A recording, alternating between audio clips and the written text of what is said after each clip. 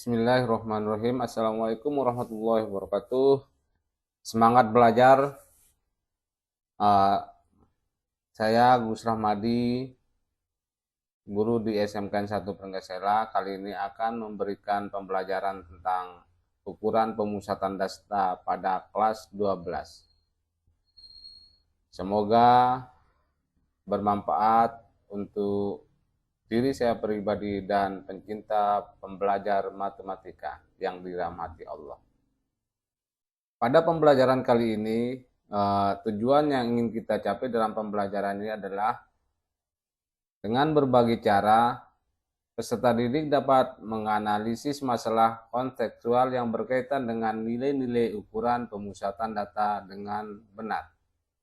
Nah, sebagai indikator pencapaiannya, yang pertama di sini peserta didik bisa memahami pengertian ukuran pemusatan data. Kemudian peserta didik dapat menerapkan aturan ukuran pemusatan data dalam menyelesaikan masalah matematika. Yang terakhir itu peserta didik dapat menyelesaikan masalah kontekstual yang berkaitan dengan nilai-nilai ukuran pemusatan data.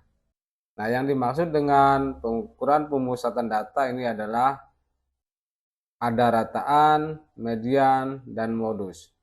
Untuk lebih jelasnya bisa dilihat pada di sini. Ada 3 macam ukuran pemusatan data yang akan diuraikan dalam pembelajaran ini anak-anak semua.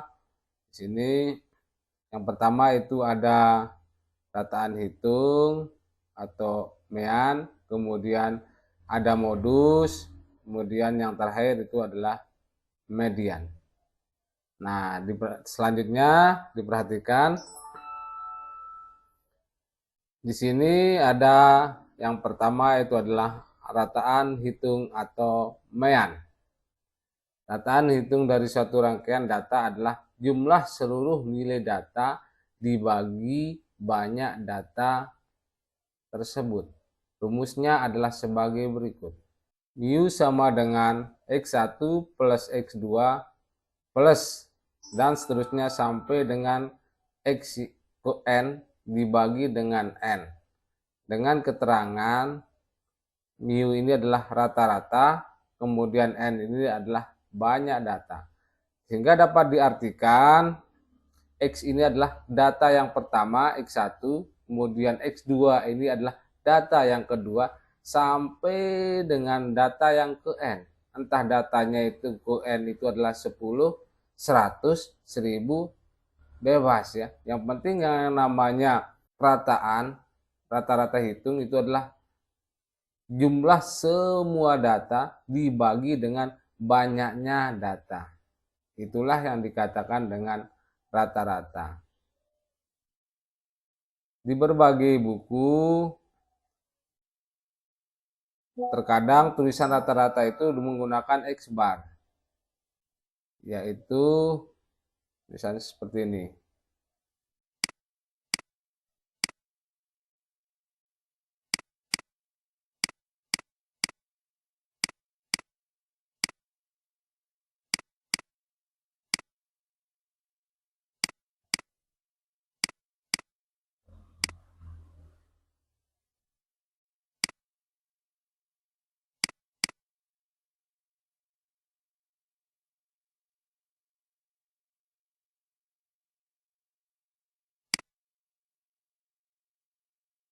Nah, itulah yang dikatakan dengan rata-rata.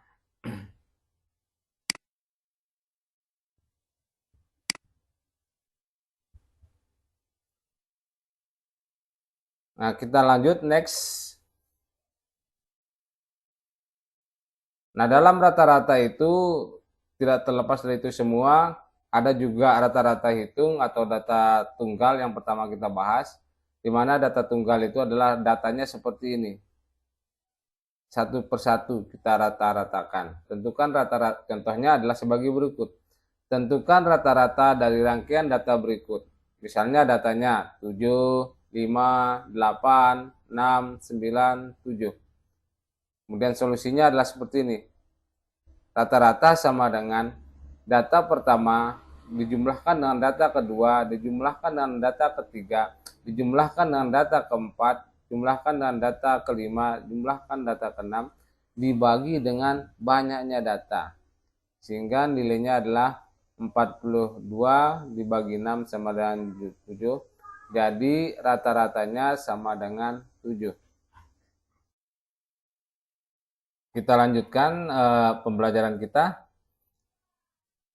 Selanjutnya ada juga selain data tunggal, ada juga rata-rata hitung dalam data berbobot atau datanya tidak tunggal. Nah, contohnya seperti ini. Tentukan rata-rata dari rangkaian data berikut. Nah, tabelnya seperti ini. Ada nilai, kemudian frekuensi. Frekuensi ini diartikan dengan banyaknya ya. Misal, data pertama ada 3, nilainya adalah 3. Frekuensinya atau banyak yang mendapatkan data 3, nilai 3 itu adalah 2 banyaknya. Kemudian 6 banyaknya 3. Misalnya 9 banyaknya 4. Nah, inilah yang dikatakan dengan data berbobot. Sehingga solusi yang diharapkan dari permasalahan tersebut, dari permasalahan ini adalah kita buat tabelnya seperti ini dulu. Ada kolom untuk nilai atau nilai datanya, kemudian ada kolom untuk frekuensinya atau banyak datanya, kemudian ada kolom untuk frekuensi dikalikan dengan data. Nah, artinya data pertama nilainya 3 sebanyak 2, kemudian dikalikan 3 kali 2 hasilnya adalah 6, dan seterusnya. Kenapa seperti ini? Karena konsep awal yang namanya rata-rata itu adalah jumlah dari semua data dibagi dengan banyaknya. Misal, kenapa dia frekuensi dikalikan dengan nilai data? Misal, 3 banyaknya 2. Berarti sama artinya kita dengan menjumlahkan 3 itu sebanyak 2 kali. Atau 9 banyaknya 4. Sama artinya dengan kita menjumlahkan 9 itu sebanyak 4 kali atau diartikan 9 kali 4.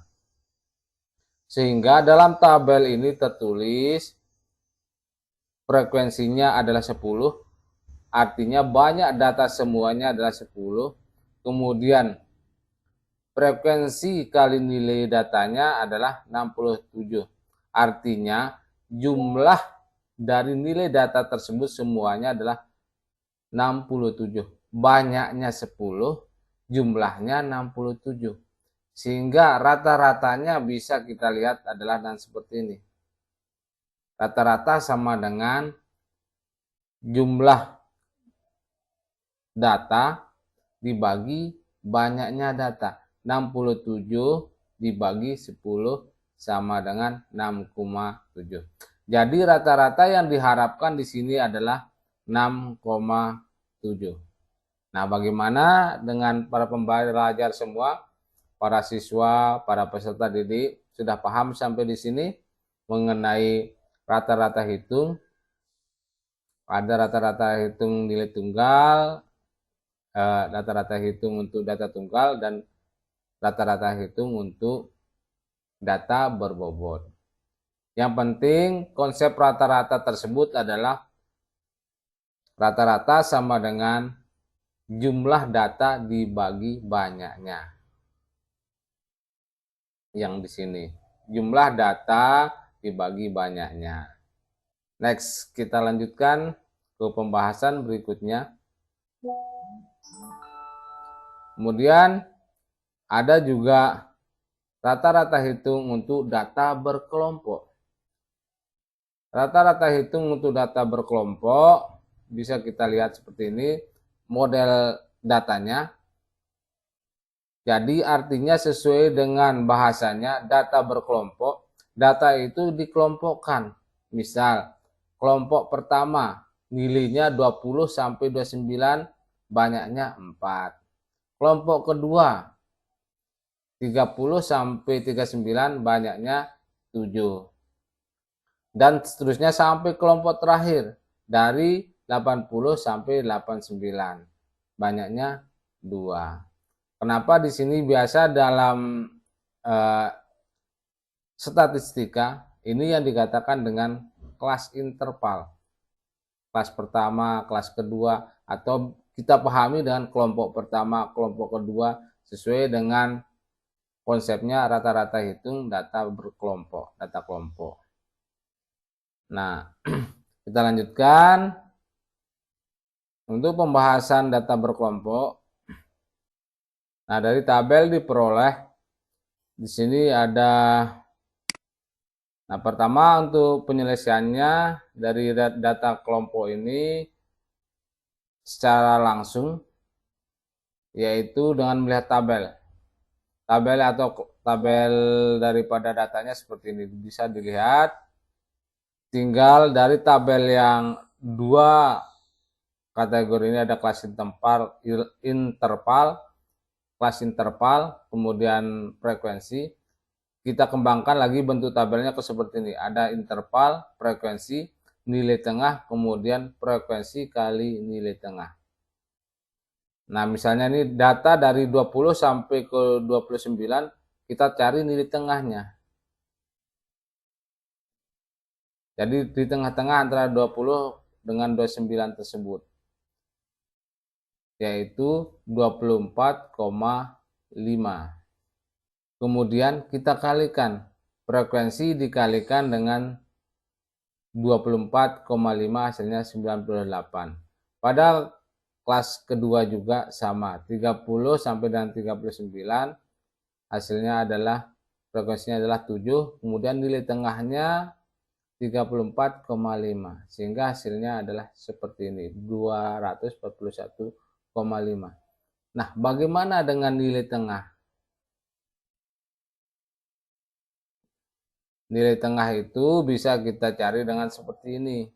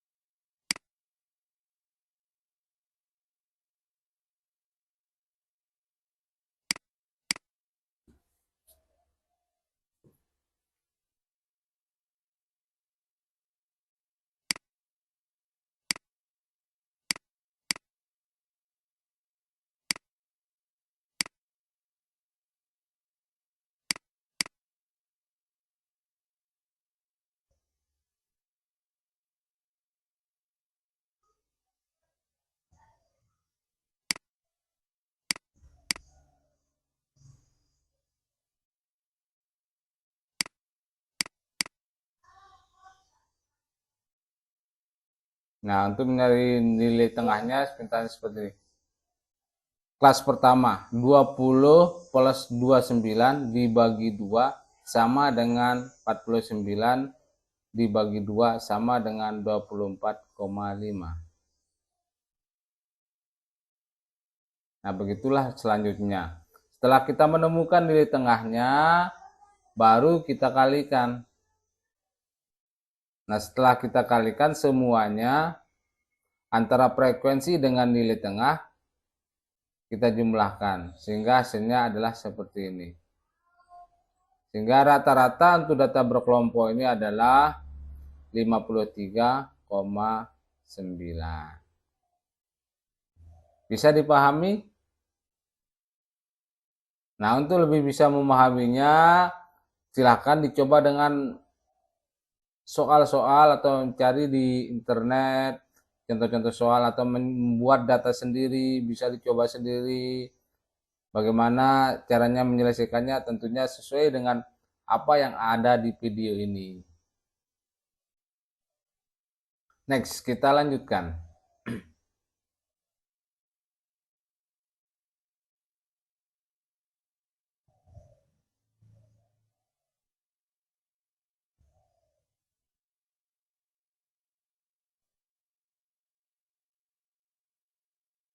Nah, kita lanjutkan ke median. Median di sini diartikan sebagai nilai tengah dari kumpulan data yang tersusun secara teratur. Ini diurutkan menurut besarnya, kemudian median membagi data menjadi dua bagian yang sama, sehingga median disebut juga dengan ukuran letak.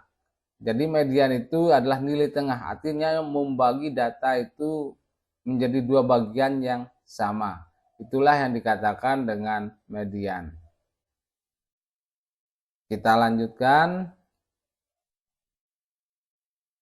Nah, sebagai catatan yang perlu diingat oleh para peserta didik, nah posisi tengah dari seperangkat data sebanyak N yang telah terurut terletak pada posisi yang ke N plus 1 dibagi 2. Artinya N plus 1 itu adalah banyaknya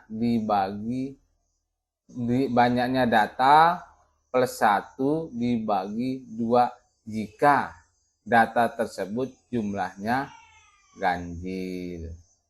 Misal data kita jumlahnya ada 5, berarti tengahnya adalah berapa? Nilai tengahnya adalah, misal data kita jumlahnya banyaknya ada 5. Banyak data kita ada 5. Nilai tengahnya ya kita, kalau dia gak, karena ini ganjil, kita jumlahkan dengan 1 dibagi 2 sama dengan 6 dibagi 2 sama dengan 3.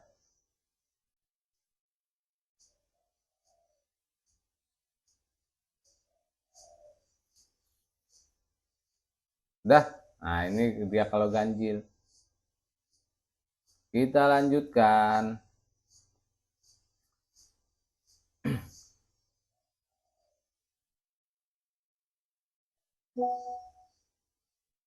Jika N-nya genap, maka sebagai mediannya diambil rata-rata hitung dari dua data yang ada di tengah-tengah.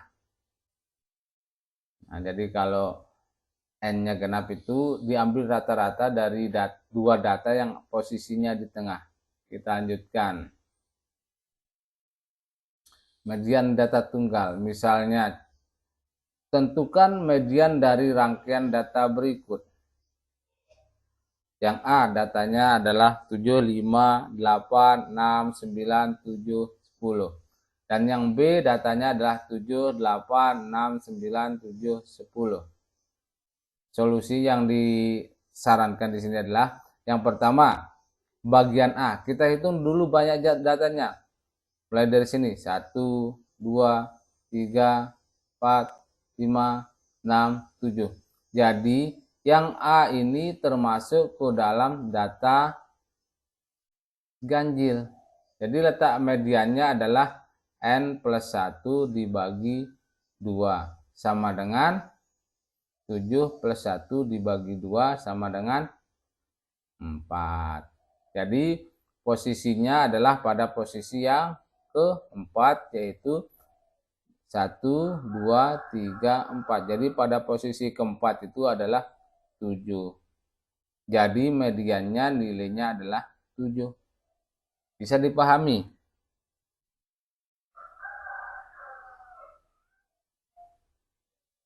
Ada pertanyaan? Oh, tidak bisa bertanya. Bisa di kolom komentar. Kita lanjutkan. Nah, solusi untuk yang B. Yang B ini adalah kita hitung banyak datanya. 1, 2, 3, 1, 1, 2, 3, 4, 5, 6. Berarti banyak datanya adalah 6 atau ini data genap. Sehingga letaknya adalah pada posisi N plus 1 sama dengan 7 bagi 2 sama dengan 3,5 pada posisi ketiga setengah.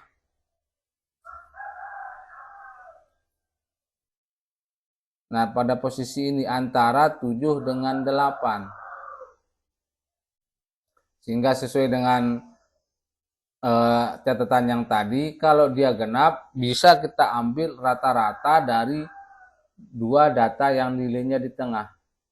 Misalnya data yang ini, di posisi ini.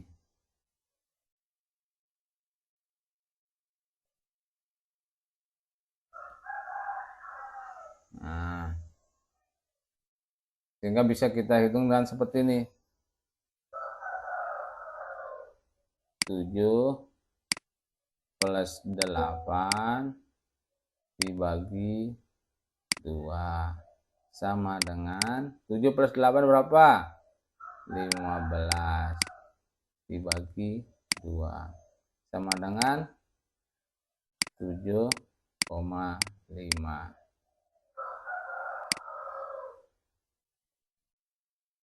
Ya? Alhamdulillah kalau sudah paham. Kita lanjutkan.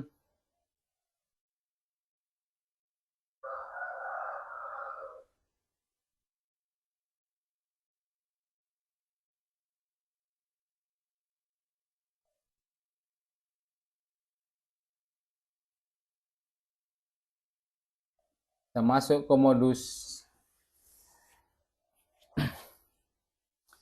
Oke, kita lanjutkan ke modus. Modus adalah nilai data yang sering muncul, yang paling banyak frekuensinya. Modus berguna untuk mengetahui tingkat sering terjadinya suatu peristiwa. Serangkaian data mungkin memiliki 2 modus, kadang memiliki 3 modus, atau memiliki lebih dari 2. Intinya, yang namanya modus itu adalah nilai yang paling banyak atau yang paling sering muncul, yang paling banyak frekuensinya, itulah yang dikatakan dengan modus. Nah, kita masuk ke perhitungannya, masuk ke data tunggal. Masuk ke data tunggal. Untuk data tunggal misalnya seperti ini. Diberikan contoh data seperti ini. Tentukan modus dari rangkaian data berikut. Ada 7, 5, 8, 6, 9, 7, dan 10. Kemudian 7, 8, 6, 9, 7, 10, 6, dan 5. Solusinya 5, 6, 7, 7, 8, 9, 10. Artinya data tersebut diurutkan. Kenapa kita urutkan? Supaya jelas dia mana data yang frekuensinya paling banyak dan mana data yang frekuensinya sedikit. Nah, dari data ini sudah terlihat yang paling banyak itu berapa? Oh, 7. Sehingga hasilnya adalah modusnya adalah 7. Jadi sangat gampang kalau kita mempraktikkan atau mempelajari tentang modus untuk data tunggal.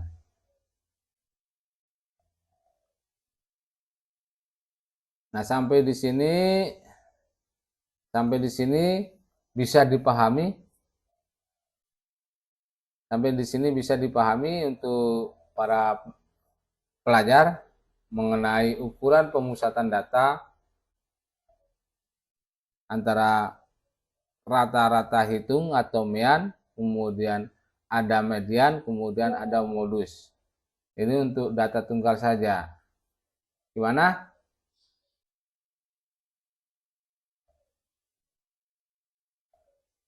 Nah, untuk pertemuan berikutnya, kita akan membahas bagaimana kita akan menyelesaikan perhitungan mengenai rata-rata hitung, median, modus untuk data berkelompok. Data berkelompok beda dia dengan data tunggal. Artinya kalau data berkelompok bisa digambarkan sekedar gambaran saja di video ini adalah seperti ini. Data berkelompok itu adalah seperti ini. datanya dikelompokkan, misalnya dari 20 sampai 9. Nah, kita contohkan saja dulu sekedar gambaran yang namanya data berkelompok adalah seperti ini. Data tersebut dikelompokkan. Tadi kalau dia data tunggal, kita menyebutnya secara tunggal 20, 29, 30, 39. Tapi begitu masuk ke data berkelompok, kita menyebutnya 20 sampai 29. Dikelompokkan dari angka 20 sampai 29. Dan seterusnya. Inilah yang dikatakan data berkelompok. Nah, data berkelompok ini juga memiliki solusi atau penyelesaian terhadap rata-rata hitung, modus, dan median. Nah, ini yang akan kita pelajari pada video berikutnya. Yang penting, semangat belajar kita mengenai matematika itu tetap, karena pada konsepnya yang namanya matematika itu adalah pelajaran yang sangat mudah. Kita sebagai umat Islam selalu diingatkan setiap ucapan itu adalah doa. Jadi yang namanya matematika itu adalah pembelajaran yang sangat mudah. Demikian pembelajaran kita saat ini. Semoga apa yang disampaikan melalui video singkat ini bermanfaat dan bisa digunakan dalam menyelesaikan permasalahan matematika terkait dengan statistika, yaitu ukuran pemusatan data. Sekian, assalamualaikum warahmatullahi wabarakatuh.